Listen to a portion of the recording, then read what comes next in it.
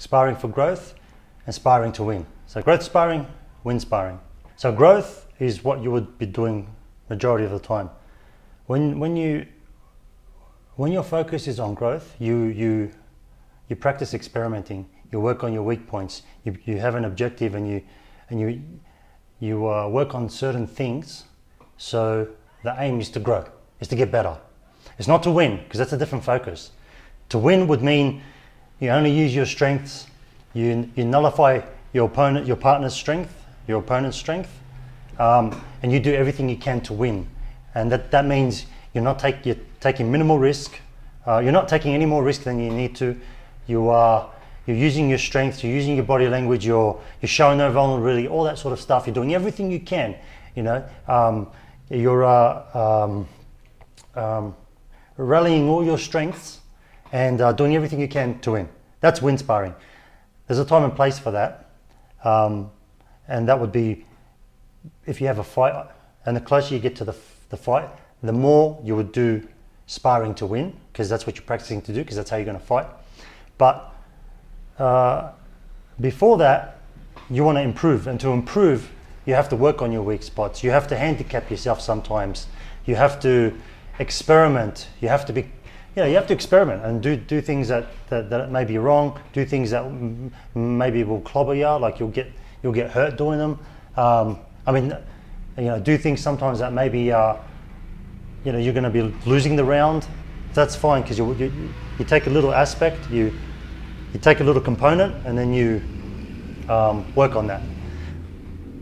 That's growth and win sparring. So sometimes with growth sparring, you try out different strategies. So let's say, you're going to do, I'm going to work on certain ranges. So maybe you'll work on turning the fight into a clinch. Maybe you'll just work on your counters. Maybe your body shots aren't that great. You'll work on setting up your body shots, and that might be the aim for that session. And then, so I would say the majority of the time you'd be working on growth sparring, so 85% of the time. And then you reverse that if you have a fight coming up. And the closer you get to the fight, you do 100% win sparring. So you beat everyone in the gym. You try to anyway. So that's your goal, that's your aim. You want to win every single round. So when you switch to, I'm sparring to win, every round you aim to win. When you're in sparring to grow, every round you aim to improve on your objective or your goal that you chose to work on. It could be a weakness, it could be a strategy. Another idea that's good to think about and good to distinguish and good to know where you're at is what I call the sport versus fight spectrum. So everyone is on a spectrum where how they approach the sport, the fight. So how they approach Muay Thai. So you got some people are like on one end of the spectrum this is just a sport, full respect. It's more an athletic activity, athletic endeavor. I'm using technique and it's a game, so these are probably the words that they would use: a game, technique, strategy, technical, a game of chess. That's more on the sports side of the spectrum. Then on the other end of the spectrum, you've got it's a fight. Like, I'm going to go in and smash him, destroy him, cut him open. You're thinking of the worst intentions. You want to murder this guy. That's like on the end of the fight spectrum. Like, this is a fight, and I'm only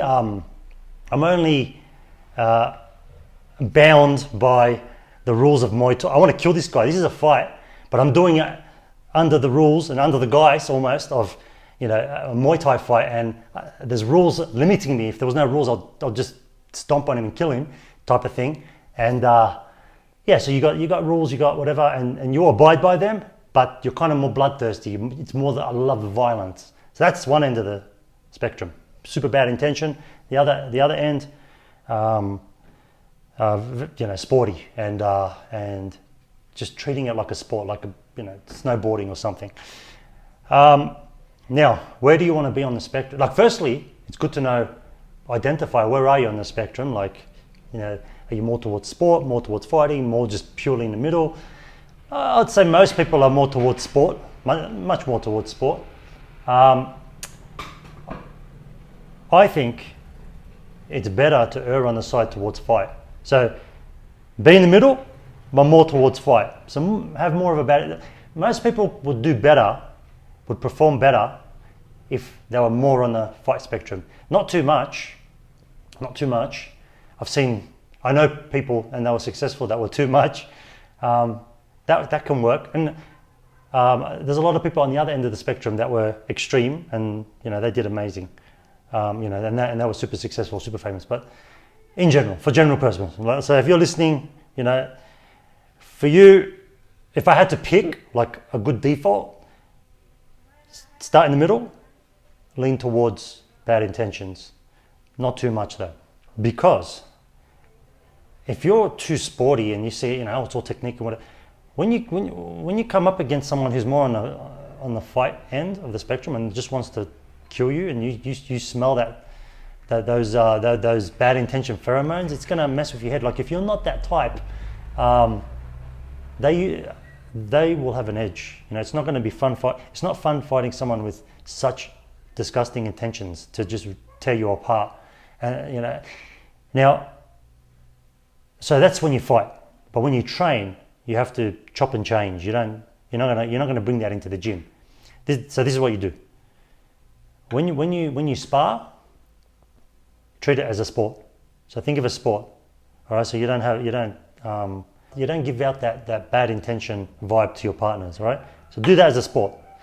So sometimes when you train, you chop and change. You could practice going on one extreme, the other extreme. That's actually good, because then you get more control over your mind. You can be more versatile, go back and forth. So this is what you do. This is really good. When you spar, be on the end of the sport spectrum. So have full respect, treat it as a game. You play with strategy, practice all that stuff.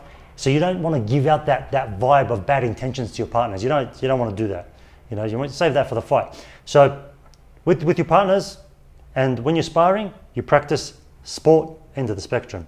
When you're on bags, go full bad intentions. Bring out the worst in you. Everything. If you have a chip on your shoulder, if you have past traumas, if you are angry at someone, if people said you can't do this, and whatever it is that triggers you, bring it up and use that on the bags. Tear up the bag. When you do pads, the same, but be controlled. Like have controlled aggression and controlled bad intentions, because you don't want to hurt your pad holder. But when you hit. You don't hit with power. You hit to. Like you don't kick the pad with power. You don't kick the bag with power. You kick the bag to break a leg. You need the bag to break ribs. That's what you should be visualizing. And so you got bags, pads. When you shadow with bad intentions. All right. When you shadow, this is a good opportunity for you to practice the things that you can't practice that you don't spar with, like elbows, drop elbows. 12 to 6 elbows. Your snap kicks to the face, your axe kicks, driving the knee through the ribs, like all the stuff that you modify in sparring, or you don't do because, obviously you're not going to be dropping 12 to 6 elbows in someone's neck. Do them in sparring and visualize them, because that's the time to condition and to get into the habit and to remember, this is how I fight. When I spar, it's flawed. When I spar, it's modified. So you have to remember that, but you need somewhere to practice how you really fight, which is going to be on the bags. Obviously, the bag's not going to hit your back, but you have to remember. You have to remind yourself. You have to do the movements, and you have to think those thoughts. So think them towards the bag. Don't think bag is conditioning. Bag is, like I said, breaking legs. Bag is, dislocating jaws. That's what you visualize on the bag. Get into that habit. Then when you fight, you can combine it and decide where you want to be on the spectrum.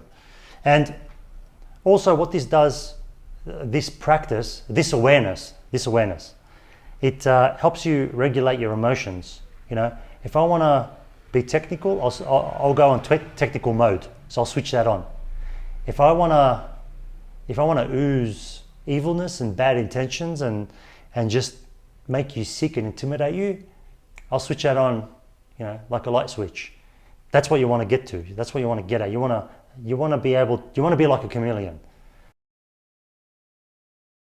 The next thing I'm going to talk about is hugely important for efficiency, is a habit that once you implement will compound in so much more gains than if you weren't aware of this. It's very simple, but I feel like 99% of people brushes past them. Maybe the experienced guys, they do it, but most people don't. Very important. Have an objective for every round when you spar. You don't need a trainer to tell you what the objective is. So objective is a goal. So pick something to work on. Every round. It doesn't have to change. It could be just for the whole session. Let's say something so simple. I want to land my jab, which means you don't have to block everything. Release some pressure. So if you pick something, you focus, like let's say 80% of your mind on that, and you allow other things to happen, like you compromise a bit. All right, if I'm just going to focus on my jab, it means I'm going to probably not defend everything, and I'm going to take some leg kicks, and yeah, that's fine. Obviously, you're going to train with someone that allows you to do that. It's not going to just smash you. Like if you're sparring with someone that's just going to clobber you over for it, it's not going to work. So you train with good partners. That's not too hard. So when you take shots, you're not going to be so banged up. But you're going to take shots because you have to. You don't have the bandwidth to think of all the variables at the same time. So you got to isolate some variables, isolate some components, and work on them. Get them better. Make them second nature. When they're second nature, you can integrate it. So when they become a habit, you don't have to think about them as much anymore. Then you work on the next component, and you work on different pieces, and you put them together. And eventually, when a lot of the pieces are a habit, you don't have to think about them. Then you move up the levels. With objectives, you can do, like, let's say micro or macro, or detailed or general. So you can think of it like that. Detailed would be, I just want to land my jab, meaning I have to focus on my range, meaning I have to focus on my timing, meaning I have to focus when the opening is, meaning I have to hide my jab, meaning I have to set up my jab. It's still a lot to think about. So you use all your bandwidth and 80% of your awareness to work on that. That's detail.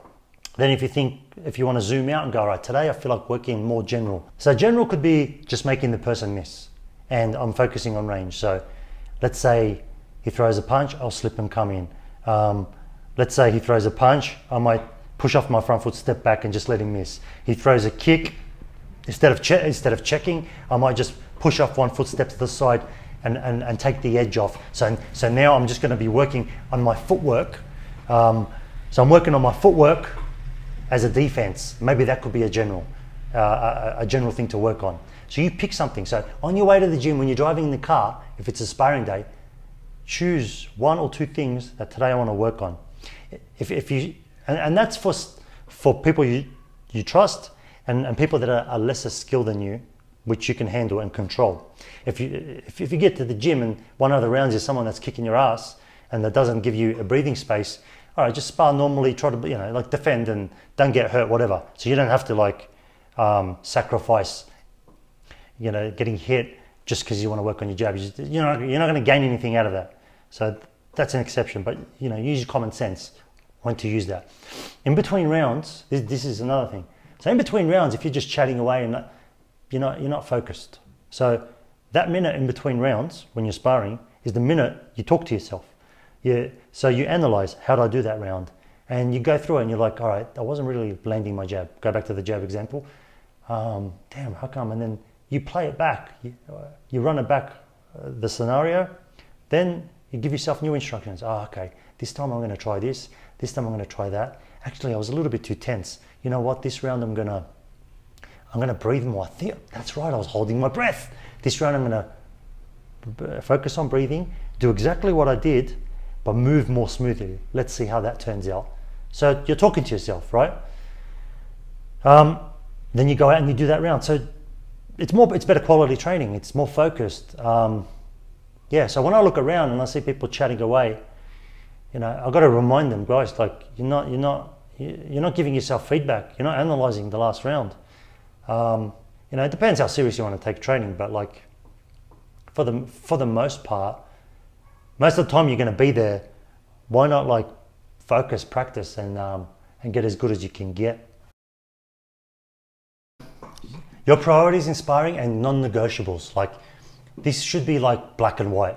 For me, these are my rules. Like these are non-negotiables. So before an objective or anything, your accuracy and balance must be on point. If you're slightly off balance, that's what you work on. If you're missing shots, that you work on being accurate. Never miss. This is a big common mistake. A lot of people throw their shots and they miss because they're being polite. Hit your partner, but just hit them lightly. Aim for the forehead. Have an open hand. Open hand doesn't hurt as much as closed fist, right? But never, ever do yourself a disservice and do your partner the worst disservice, because your partner's not. You're training faulty. You're training yourself faulty, and you're training your partner faulty. If your partner is not practicing good defense, if something's coming this way and they try to defend it, or like it's distorted. It's so distorted. You get nothing out of it. So if you want to be polite, touch your partner, because then you're helping him, you're helping yourself. All right, but just learn how to control it. So you don't have to, and it's not that hard. Just tip tap. Just think you're slapping with a friend, but always touch your target.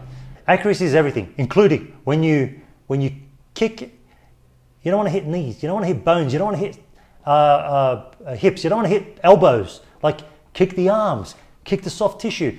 And this is one of my pet hates. You don't want to hit checks. If you're hitting checks, just because you got shin pads on, you're getting a consequence, and that's so low level, and it looks it doesn't look good. In a real fight, shin on shin. You're not going to get out of that habit. If you kick, with shin pads when you're sparring, if you're just throwing for the hell of it and it's collecting shins, and you're not aware that's a massive no-no. That's a massive loss to you. That's like unskilled. In a fight, you're collecting, you're kicking shins. You're not going to not kick shins. You have to work around the shins. You have to get around the shins. You don't want to hit, when the guard's up, you don't want to punch their gloves. Like, what's that doing? Get around the gloves, pull the gloves down, set it up, hit the targets, hit the chin. Or don't hit at all. Like, be patient, don't just throw stuff for the hell of it. Pick your shots. So hit targets. Know the difference between a target and a non-target. No matter what, if you're sparring someone like a super beginner, just tap them, but don't ever miss. Don't ever just like kick for the check just for the hell of it, just because it's like a beginner sparring. No. Do everything lightly, whatever, but just do it correctly. And then balance. If you're slightly off balance, that's the best return on investment to fix. So if you're a bit sloppy, because that's going to affect everything. That's going to affect your accuracy. It's going to affect your power. That's going to affect your speed. So the balance is kind of like all the effectiveness of your technique is built on. So all your techniques will work. Will work better as long as your balance is intact. If the balance is off, everything is off. Focus on those two things, accuracy and balance. Don't focus on power, not even on bags, not even on pads. Your priority is accuracy, and including on bags, like hitting the bag, on your knuckles, hitting the bag with your shin fully rotating, hitting the bag with the right heights. So if I'm going punch, body shot, and I'm not even dropping, it's not making any sense. So think of the height. A lot of people punch low on the bag, too low. Stand next to the bag, like stand up straight, get where your chin is, do a line, and that's where you should punch. And it's usually higher than you think. So that's part of accuracy. So you're training to be like a sniper level accuracy. It doesn't matter how much power you got. If you miss, it's not going to do anything. Power is easy to switch on like a light switch. Power is just like effort, explosiveness. But if you have the foundation of you're balanced, you're accurate, then you add the layer of power, and that comes in easy. If you do it the other way around, where you do power first, that's gonna it's gonna throw you off. You haven't worked enough on your balance. You're likely to be just like sloppy, and you're likely not to be accurate because you're going to have tension. A lot of people have tension when they throw power. Now, another thing that's a non-negotiable is manage your fatigue, or manage your body language. Don't show that you're tired. Don't communicate to everyone. I mean, if you're experienced, it doesn't matter. If you're experienced, you know, oh man, I'm tired. It doesn't matter, because you can switch it on and off. If I don't want to show you I'm tired, I won't show you I'm tired. I could do that. But if you're like a beginner and you're on your way up and you haven't got those habits like ingrained, like you can't switch it on and off, your body language, you're not aware, then it's better that at all times just practice not ever showing fatigue. Yeah, and don't show stress in your face. Don't show frustration. Don't ever like acknowledge. I mean, not don't ever, but what I'm saying is practice not acknowledging when someone hits you or lands a shot, because that's what you want to take into a fight. Later, when you're a bit more experienced, and you can, because it's nice to give feedback like, yeah, that was a good shot, fist bump, whatever. But like if you're training to be a fighter, you gotta be able to eliminate all those body language signals that show weakness. Once you're able to do that and you're comfortable and you can switch it on and off, then sometimes you can spar relaxed and you can show your weaknesses because there's no reason not to. And sometimes you want to practice like, all right, now's the time for this round. I'm not going to show one piece of weakness, which is I'm not going to show that I'm tired. I'm not going to show that it hurt, that his shot hurt me. I'm not going to show that his shot even got a response, or if they throw a shot and it lands and there was no reaction from you, there's a little bit of doubt in them. They're not even going to know that, oh, did it even land, or did I even hurt him, or it's not as good as I thought. Like there's a little doubt, a little seed of doubt that you just planted. You want to play with this, because if you don't do it in training, you're never going to do it it's not going to come out in a fight. You need to practice these things. But just to recap, sparring priority, non-negotiables is being accurate, being balanced. That's it. Sparring is not a fight. A lot of things are modified. A lot of things you can't do, but you can do in a fight. There's a lot of variables that are missing in sparring, and they're in a fight. A lot more variables. You got a crowd. You got full power. Full power throws off your balance. It's different balance. You got different intention. It's a foreign person that you're sparring, so the energy is different. The environment's different to your home environment, and you have a crowd, all that stuff. You combine it, it's a bit of a leap. So it's like so you got sparring here, and there's nothing gradual to get you up to the fight. You take that leap and you fight. But in sparring, a lot of us tend to be polite, sometimes too polite, and that's not a bad thing. But you have to identify the politeness, and you have to sometimes find a way to work around it, because when you're polite, you're pulling back on certain things, but you have to find a way to do those certain things so you can get practice. Now, an example, let's say when let's say you're clinching and someone disengages from the clinch and you just let them go. Right? There's a huge opportunity there to pounce on them. Or let's say you rock someone and you pull back, which you should in sparring, because you're not gonna, if you rock someone and you pounce on them and hurt them more, you're not gonna have any friends. No one's gonna like you. You probably get kicked out of the gym. You don't want to do that, and that's taking advantage of someone. But you have to.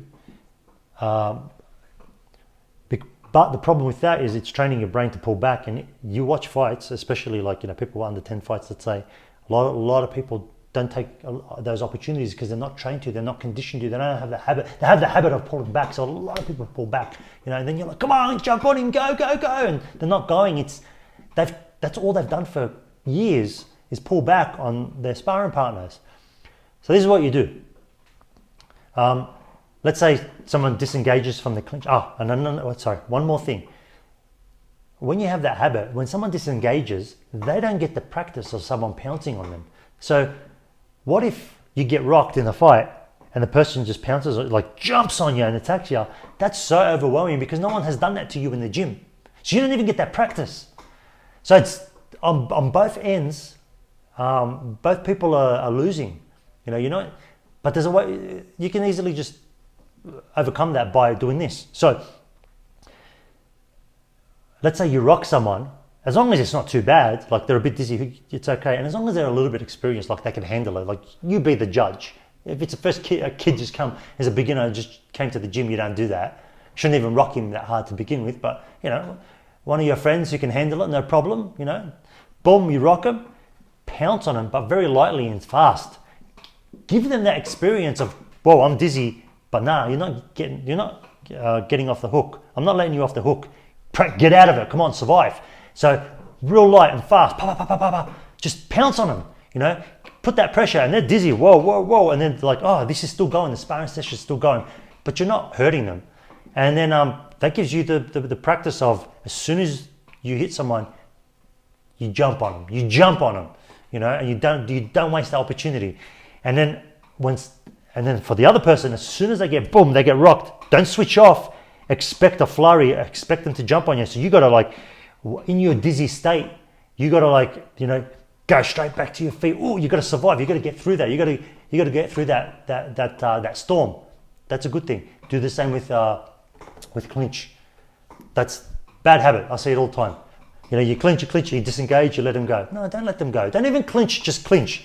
As soon as they disengage and you have Beth slap them in the face, let them know, 100% of the time you should be aware, 100% of the time you should be focused, 100% of the time you should be ready to fight. Because they're the little pauses, they're little breaks, the little resets that most people do in the gym, and heaps of fighters do that. And if you train yourself to look for them, they're the gold nuggets. They're the best opportunities, and that will give you the edge. It could give you a massive edge. That could be the difference between winning and losing. Also, it makes it exciting. Nothing's worse than someone lands a good shot, they stumble, and the fighter hesitates, or he's slow to pounce. For me, that kills me. When you spar, another concept to play with that's important and that'll improve your game by a lot is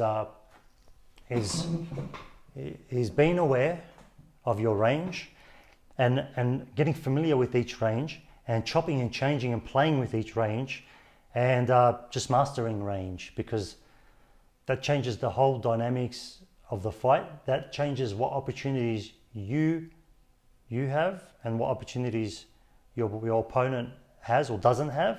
So you can change the way someone fights by changing the range, also by switching stance, but don't worry about that for now. But yeah, something so simple like that, it's not hard to do. It's pretty simple. It doesn't take any extra energy. Experiment with ranges. So an example is you're sparring someone, quickly identify what's their strength and weakness. So if their strengths, let's say they got good boxing, let's say this round I'm going to be out of boxing range, which will mean I'm going to play the kick game meaning kick countering. I'm going to, if it gets in close, I'll turn it straight into a clinch, or I might be out of range. Then sometimes you'll want to, let's say the round after that, you'll want to practice just being in boxing range, work on your weakness. All right, his strength is boxing range. So I want to be in boxing range. I want to beat him at his game. And maybe you won't, but you don't want to always avoid your weakness. So you decide on the day how you feel. If you want a challenge, let's say you work on your weakness. If you want to, just practice sparring to win, then you be in your partner's weakness. So you be in the range of your partner's weakness. You practice your strengths. But the point is, and the main point is that you're in control and you're deciding what range you want to be in. You're deciding if you want to highlight and use your strengths and nullify his strengths, like your opponent's strengths. Like you're the one choosing. If you just go and it's just random and you end up where you end up, like your range, your position, your distance, that's still low level stuff. So range is a general concept to work on, and it's and once you're aware of it, it's kind of like once you see it, you can't unsee it. Once you know it, you can't unknow it. Really good. It makes a big difference in everything that you do. The next thing I'll talk about is dealing with different types of partners and like gym etiquette. It's going to be different everywhere, but general. And this is just coming from me. So ideally, train with partners that you trust. Normally, it's if a gym has a good culture, most people you can trust. You know, you'll have your occasional. Most gyms will have the one person that's trying to knock everyone's head off. That's fine.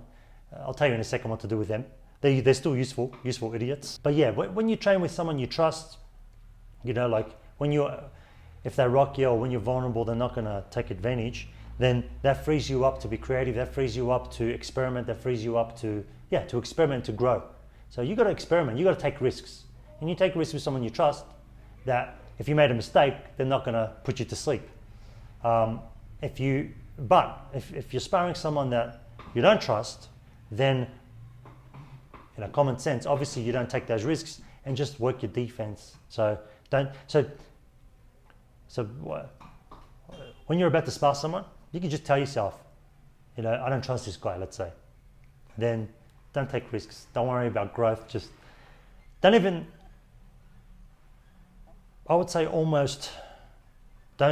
invest too much in that round. So don't get hurt, basically. You know, it's not worth it. Stick as much as you can with people that you trust, all right? Because that's when you can do everything. Ideally, you want to be skill level in the middle, like with all your sparring partners or in your gym. So you want people to spar with less skilled than you. You want people above you. Having people less skilled builds your confidence. You can work on your weak parts, and still be in control. So it doesn't stress you out. When you train with people less skilled than you, handicap yourself. So work on something that's makes it harder for you. So it kind of evens it out with the person that's less skilled than you. So let's say, all right, I just want to do body shot setups, and I don't want this beginner to touch me. So for you, it's a benefit. You know, for you, you're still engaged.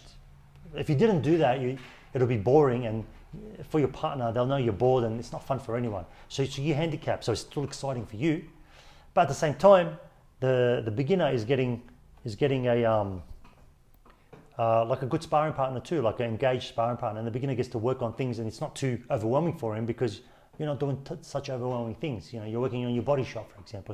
It's not that stressful. The beginner can handle it. So for both of you, it's good. For both of you, benefit from it, and that's good for confidence. You know, you need that. A lot of people need that. Like most people, I mean, you know, everybody needs that confidence. Like if you go to a gym and you're the worst one, and everyone's just kicking your ass, and that's not the best for confidence. So you need to be in the middle. You need both. So, you know, you need to control some people. At the start, when you're an absolute beginner, yeah, you're gonna eat shit for a year. All right, you know, probably not gonna beat anyone for a while, but that's fine. But like, you know, you want to get to like an ideal situation is just having some below you, some above you. Then the ones when you spar above, you take less risk and you work more on your strategy. You work more on the more advanced things. You know, sometimes you might have to survive, and you work more on the higher level stuff, the less risk strategies to even up the sparring session. You also don't want to be the best in the gym, because then you don't have anyone that, sometimes you don't have a choice, but ideally you want people above you, because they're the ones that expose your weaknesses, and they're the ones that challenge you. They're the ones that teach you, because you see they do things that you haven't seen before, and give you experience. So, you know, you really need that. If you don't have that, you plateau. So you need those people above you that pull you up. Then you need the people below you to validate you, to give you that confidence, like to show you how much you've learned or how much you know. If you always have people above you, you don't realize how good you are or how much you've learnt. The combination of the two is very healthy. The combination of the two is very healthy. Another good practice is when you spar, sometimes handicap yourself in a way that, let's say, all right, even if you're going to lose the round, but let's say I'm only gonna use the left side of my body. I'm only gonna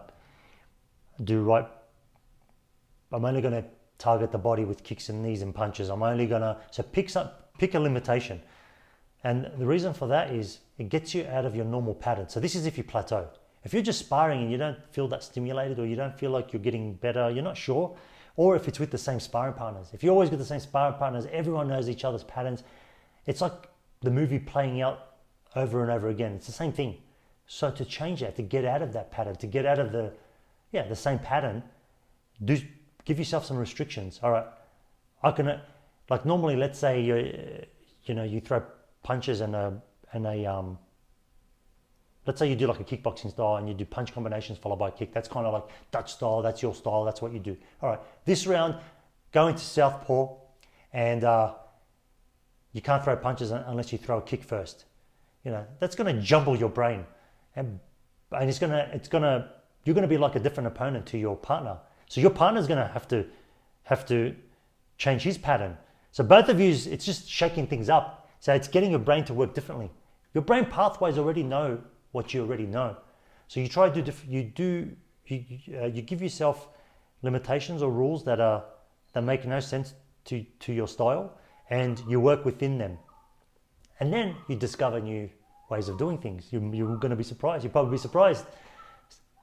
You'll find new answers and new ways of doing things that you wouldn't otherwise have found it's like driving home a different route to go home. Who the fuck is doing all that shit? Shut up. Oh, it's a bird. It's like driving home a different route one day and discovering a cool new cafe that you didn't know existed. Do practice with that. That's a little bit more intermediate advanced. But if you're feeling like you plateau, or if it's just going through the motions, day in, day out, it's kind of the same thing. That's a good practice to do. I recommend that for everyone. Volume for skill. This is very general, very basic. So think of volume for skill. Think of conditioning, intensity. To build skill,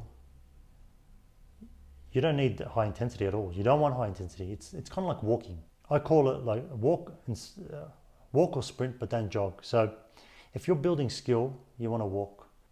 It's just an analogy for going slow. So building up skill, the more repetition, the better, and low intensity. So in sparring, in the case of sparring, low intensity sparring, do lots of it and you build your skill. Like as in do like, let's say an hour a night is no problem as long as it's low intensity. 5-6 days a week, no problem. You're not going to get hurt. You're not going to get worn down. Low intensity, I would say, is like under 30% power. And that's for building skill. Now, for sparring, you need intensity because you need to simulate the pace of the fight, because you're adding in the variables of power, speed, and that changes things. That changes timing. That changes the balance. So if you get hit and you get thrown off, you have to continue fighting, recovering your balance at the same time. So like you need to incorporate these things sometimes. Now, if you've had, let's say, under 5 fights, you want to simulate intensity more often at the gym. Like high intensity, I'd say, is like 70% and above. If you're focused on building skill, just do low intensity, longer duration, so you get more practice doing skill. If you're coming up to a fight, the closer you get to a fight, a few weeks out, shorten the duration, increase the intensity, so go harder. Do a few sessions where you go to above 90% intensity, so like almost full power, but just boxing gloves, 16 ounces. So box, don't do like Muay Thai full power because you're gonna break a bone and get busted up. So it's too high risk. And boxing does the job because you're just simulating that pace, throwing punches. If you miss, You got to recover your balance. Like you got to experience that. So that's you do a few of those sessions. So you need that. Yeah, you might get rocked here and there, whatever. You have to have that experience. You don't do it often. So that's for if you're going to fight. The more experience you have, the less you have to do the high intensity sparring because you've gotten that experience from the fights. So let's say you've had 10, 20, 30 fights. You don't need those super high full power sparring sessions at the gym because you remember it. Your body remembers that. So you would just do the high intensity on pads, destroy pads, destroy bags, and you can do just skill-based sparring. A lot of the high-level pros, the more experienced they are, some of them don't even spar anymore. They just smash pads, and that's enough because they know how to fight already. They know that pace. It's not you don't forget it. If you're new to it, you got to be exposed to that high intensity. Just to recap, when you kickbox, like when you're sparring kickboxing, don't go more 20-30% low end, long duration. Don't go more than 70% because then that's not worth the risk because you can get injured. Occasionally you can do the full power, like above 90% with 16-ounce gloves if you're having a fight, like a few weeks before the fight, have a few of those, just to understand and wake you up and get that experience for how the fight's going to be. When you clinch, similar, where you long duration, but it's a little bit higher intensity. I'd say you don't have to go less than minimum 50%. So it's good to like wrestle hard because that's where you're going to get your strength, and there's no risk. Like you're not going to get hurt doing that. The knees, you need, I'm sure you'll learn how to knee properly, which is the inside of your thigh. You can knee like 50% out. It's not even going to hurt for conditioning, as long as you don't hit with the bone. So like clinching is a little bit harder in general, and then sometimes you can take it to full power, not full power knees, but like really ragdoll them. Don't rip the muscles in their neck. So don't do that to a beginner, is what I'm saying. So if you're decently experienced, you have had a fight or two at least, and you have your friend that you trust the same, clinch hard. Like it's clinch like 80% and above, even shorter duration, whatever. It's fine. So kickboxing sparring, generally light, sometimes hard, not too hard. Clinching, medium most of the time, sometimes hard, not too extreme. Boxing, all three, light, medium, hard, no problem. Sparring and clinch frequency and duration. You want to spar at least twice a week. I mean, once a week is okay, but let's say, well, it also depends on your level. So, you could a minimum is once a week, but twice a week is good. You'll be moving up the graph, at a steady pace. But you can even spar every day. Sparring every day as long as you're not getting injured. So low intensity every day, no problem either. Clinching 2-3 times a week, every day, no problem. The ties clinch like up to an hour a day, and when I would clinch like 30 minutes a day after an hour sparring per day. And that's medium intensity to hard intensity. But yeah, clinching, because you need a lot of skill work. That's the reason why you do such high volumes, is because there's so much to practice, and twice a week is just not enough. As a beginner, you do less sparring because you want to work more on the skills, because you don't even have all the skills to spar. Then when you're in the intermediate, that's where you do most of your sparring. So that could be every day. When you've had 1 to 10 fights, you would spar a lot. Then after that, when you get to 15, 20, 30 fights, sparring can be a lot less, and you can just keep your conditioning sharp on pads, work. You spar, but more select sparring, more with high level people, and you work on different things, and you work on more advanced things, and to push that plateau, or to work on specific stuff for specific fights, for example. the main thing is when you do spar, you just spar deliberately. When you do spar, you spar with an objective. When you do spar, you just make it productive. That's the main thing. So now with all of that, if I have missed anything, let me know. If you have any questions, which you should, you have to be thinking of things. Let me know in the comments, and yeah, hopefully that helped.